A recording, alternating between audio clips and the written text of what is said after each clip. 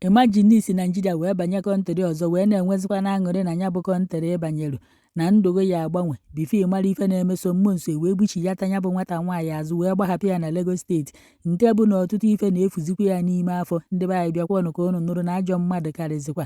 O wee bụ na-eme ka ndị mmadụ mata na oru n'Eprel 2026 na o nwere otu nwata nwaanyị dị 19 years na afọ ya bụkwa na Ejilo na oje visit mama ya na Ịkpa kọmuniti nke dị na Delta steeti. Na Ejilo ebidokwanụ wit mmịa na obikwanụ wit mpịa na Akpaka different local gọọmenti na ya bụ Delta steeti. Na ya bụ visiti Ejilo bịa visiti mmịa bụ ka nne na nwa nọkọsịkwa n'ọnụ ma kpakwanụ nkata ma nwelụkwa n'aṅụrị, kama na ya bụ visiti bụzikwa na ife gbalụ mmịa gharị bụrụ ife iruju na ife ịkwa akwa. Na mgbe Ejilo bịakwa na visiti mmịa na mmịa na-achọpụta na ahụ adịghọzikwanụ nwa ya na nwa ya hazikwa na-eme ka o sibu emekwanụ bifo, mmịa wee bido wee na-ajụgasị ya ajụjụ na ya kedu ife na-eme. Ejilo wee kponyitalụ mmịa akwa ya enu wee na-egosi ya ka esi wee wa ya afọ, ka apa si wee jugasị ya n'afọ, na ya bụ ife abụlọkwa obere apa, na apa dị ya n'afọ buru ibu, na ya bụ ife adụlọdịrị ka ife emere obere ife, na ya bụ ife na-egosi na-emelụ ya bụ nwatakịrị ọpụreshọn na ụjọ bịalụ mmịa n'ahụ mgbe ọ fụrụ ya bụ ife. Ebe a ka mmịa nọzi wee na-ajụ Ejilo na ya kedu ife dị ife nke anụnwa. Ejilo wee na-agwa mmafa n'oru na Septemba 2025 na-enwere otu nwaanyị nwa ọ fụrụ na afọ ya bụ Blessing Mongo, na Blessing bụkwa na oyi nwoke papa ya, na Blessing bịalụ na befa wee na-agwa ya okwu mgbe ya na ndị oyi ya nwaanyị na-abụnụ wee na-asịfa na-enwere ohere pụtalụ n'obodo oyibo maka ndị chọrọ ije lụọ ọrụ, na ọ bụrụ na ọ chọrọ ije na ya akpọpụkwana ya ka o jee nya bụ ife, na o ruo ebe a na ndụ ya agbanwe na ọ ya dị enweta ego. Ejilo wee kweta wee sị ya na ọ ya eje na ọ chọrọ ije lụọ ọrụ, kama na ya bụ Blessing akọwahụkwanụrụ Ejilo ụdịka ọrụ ọ ya alụ na olukwanụ na Ivory Coast. Unu ma na ọrụ ka nkụ nọ nke ịkpọziere afa ọ bụrụkwa n'ọrụ na ife ọma bụ na o promisiri ya na o ruo nya bụ ebe na-enwere ọrụ na-echekwana ya na ọ bịaghakwana ọlụba ọrụ. Ejilo wee kweta na ọ ya eje.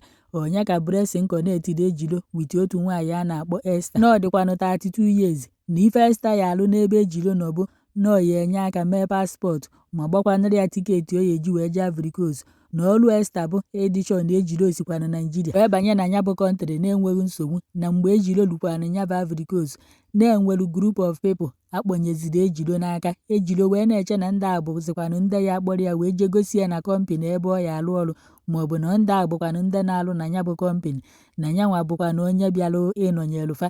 Ejilo amụghụ na ndị ahụ bụ ndị oji mmadụ atụ mgbere ọhụụ.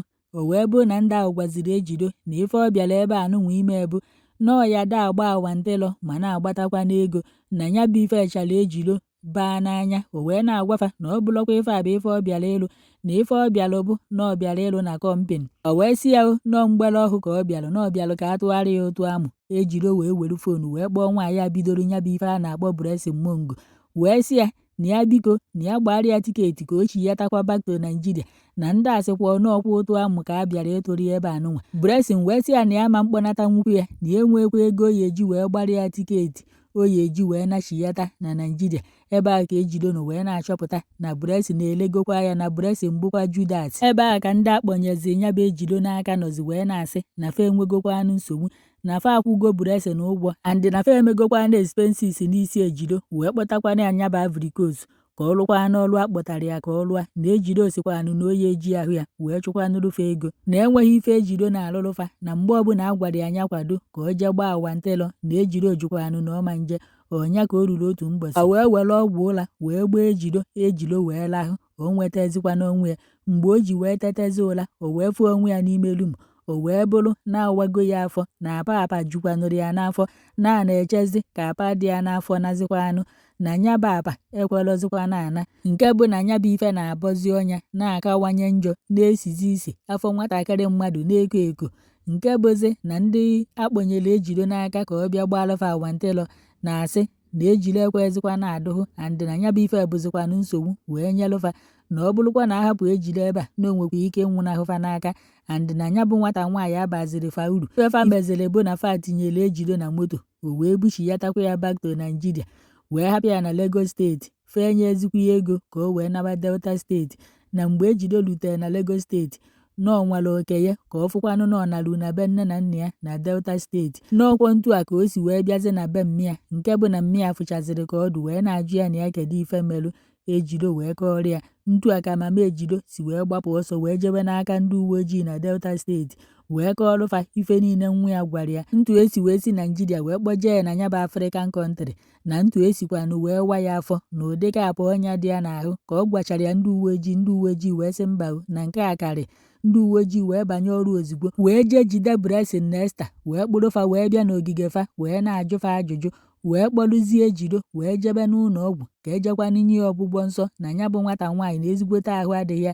Ife dọkịta discovaziri n'ebe ejido nọ bụzi ife gbalụ ọtụtụ ndị mmadụ gharị ma gbakwanụfe anya mmiri n'anya, na dọkịta na-akọwa na-ebupụgokwa na-akpa nwa ejido na ejilo enwerozikwa na-akpa nwa, na ya bụ ọnya dịsi ejido n'afọ na ife abụlọkwa ife mberede nke okporo ụzọ maọbụ na ife akpacha anya wee mee, na ndị mere ife anụnwa bụ prọfeshọnal na fa akpa ejido wee jee n'ụlọ ọgwụ dọkịta wee mee ya bụ ọpụreshọn wee bupụ akpa nwa ya n'afọ, nke bụ na fa agwala ejido na ya eme ọpụreshọn na agwaghọkwana ya na ya ebupụkwana ya akpa nwa dị ya n'afọ, na mgbe agwala ejido na o nwerozikwa na akpa nwa na ume mapụkwana ya bụ nwatakịrị nwaanyị na ọ ka dịkwanụ 19 years na enwerozikwa ife dịka na ọ ya dị ime n'ụwa ya anụnwa ọzọ, na echiche ya bụ nwatakịrị bụkwanụ na o tonyite na ọ ya anụ di ma dịkwa n'ime ma mụọ nwa nwekwa na ezinụlọ nke ya, kama na kịta anụnwa na ndị ajọ mmadụ ejidego ndụ ya bụ nwatakịrị nwaanyị wee ghasaa ya. Ndị uwe ojii wee na-akọwa ife kpatalụ eji wee bupụkwa na ejide akpa nwa ya,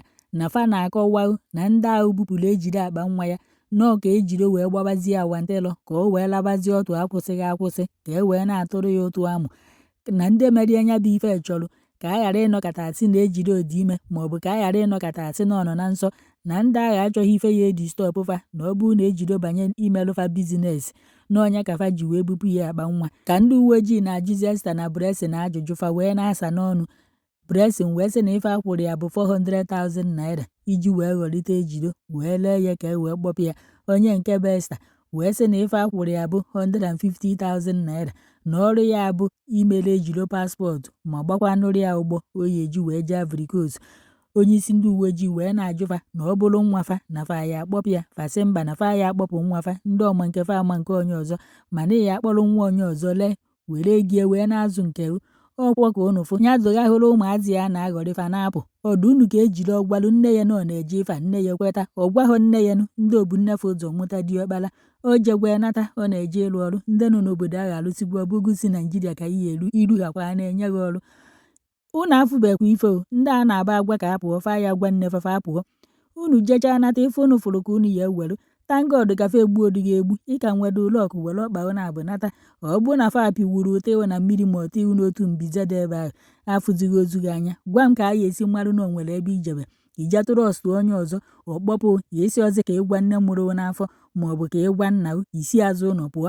Ọ bụrụ na nwatakịrị nwaanyị a nwụrụ ebe ahụ ọdụ unu ka Blessing ya na papa ya na-ayị ọ ya agwa papa ejido ife melụ nwa ya, ọ gwara ya na nwa ya apụrụ apụ, ọ gwara ya na ọ kpọpụrụ ya ikeri ya na-achọgharị ya sinsi osofa na-achọgharị ya ụmụazị kịta ha n'ife amaghị m na chọtụ ya ike egwu anagwa efa ndụ ya n'iyi ya dukwa ime ọzọ. Ọ kakwa ọma na ndị uwe ojii tres ba jee jide ndị nke na-Ivory Coast a maka ndị Naijiria na fa abụghị ndị obodo ọzọ ejidefa onye ma ụmụ nwaanyị onye fa bupụgwere akpa nwa. Ndị anụnwa bupụrụ onye akpa nwa ya enwe ụmụ nwaanyị ka nọ n'aka fa na-arụ ya bụ ọrụ dama isi na ndị agha enwezi na akpa nwa ọ ka unu fụ fa natazie fa na-akwụgharị and ike fa ya ama o nwezie ka o si wee nụ di echi o si na nne die ma nna die na-ata ya ama otu na ọ dịghị ime ọ ya ama na olegwe akpa nwa ya ebe o jere ịtụ ụtụ amụ. Ka ya bụ unu ka unu gee ife ajụrụ ndị na ndị uwe ojii na-akọwa na ejiri nọ n'ụlọ ọgwụ na ọ ka na-anara ọgwụgwọ nsọ and nọ na-enweta onwe ya. I am SP Bright and this is Delta State Police Command. This should be one of the most pathetic and so I just don't know how to qualify it that we'll be doing today. From what's your local government? Obaka. Your local government Udu local government area of Delta State. She was approached by a friend to her daddy that they want to carry her abroad, that they want to help her travel abroad. That when she gets abroad, that she was going to, they will give her a job and she will be working. The kind of job they did not tell her. Only for her to get to Ivory Coast and she discovered that it was a job of mission. And she told them outrightly that she cannot do it. She told them she wants to go back. They said they don't have money to give her to go back. She called the auntie. The auntie said she does not have money to give her to go back. Somewhere along the line, They gave her something. She fell unconscious. She told them she was sick. They took her to a place they claimed to be an hospital there in Ivory Coast. Injected her until she lost consciousness. When she woke up, she saw that her tummy has no, she didn't know what had happened to her. The intention was that after they have finished doing what they want to do to her, she can now practice easily. Unfortunately for them, the injury refused to heal.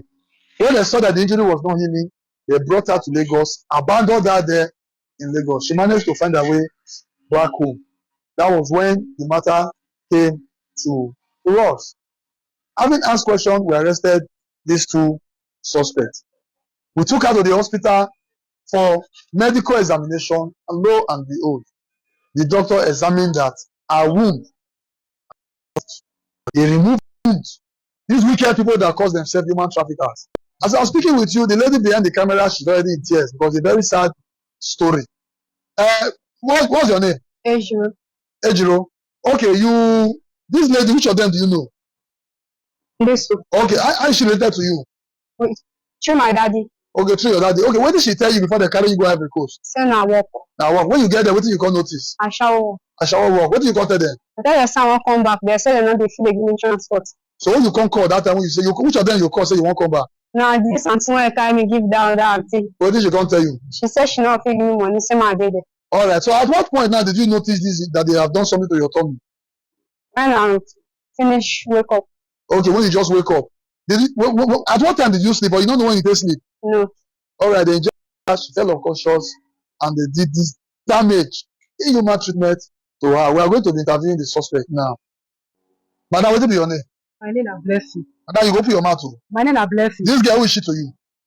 My girl. Now your girl. What did you tell her? What did you tell her will make she go Africa? What did you tell her? My friend come with me. Madam, I don't answer to your friend come with you. What did you tell this girl? I asked her, I said, you go like travel? She said, waiting. And she said, yes. All right. Who be this your friend? Yeah, you know Esther. You name na Esther. All right. So how much they pay you for this girl to travel out? How much did they pay you? They give me 400,000. How much they give the other lady who stand with you? You don't know. Eh? How many children do you have? I don't know how much. But how many children you get? Yeah, I get 4. How many boys? How many girls? I get 4 boys. How old are the girls? I get 33 boys. How old is the girl? My girl now 18 years. 18 years. Why you not carry her go Ivory Coast? Where is she? She dey Ivory Coast. No. Why you not carry her go Ivory Coast? But you can convince a 19-year-old girl to go to Ivory Coast. Now, this is what they've done to her. How do you feel now? Okay, so. Madam. No, yeah, you, what is your name? Esther. Esther. How much they give you for this one? To carry this girl go Ivory Coast? How much did they give you? Now, 115 my friend. 115 I said the person about now, you don't what they do. I don't say, I don't know, say I like this. How many children you get? I get 3. How many boys? How many girls? 2 boys, 1 girl. The girl, how old is she? 5 years. 5 years. Where is she now? She did house. She dey house. My mom. It's your mommy. So when she reach 18 years, you carry her go Ivory Coast, go on like this. Well, it is so sad. It is so sad. It is really so sad. It is important to bring this so that we would understand what is happening. It is no. Well, we just pray she recover some time and get over this, and we hope that correction can be made. Thank you. This is Delta State Police Command.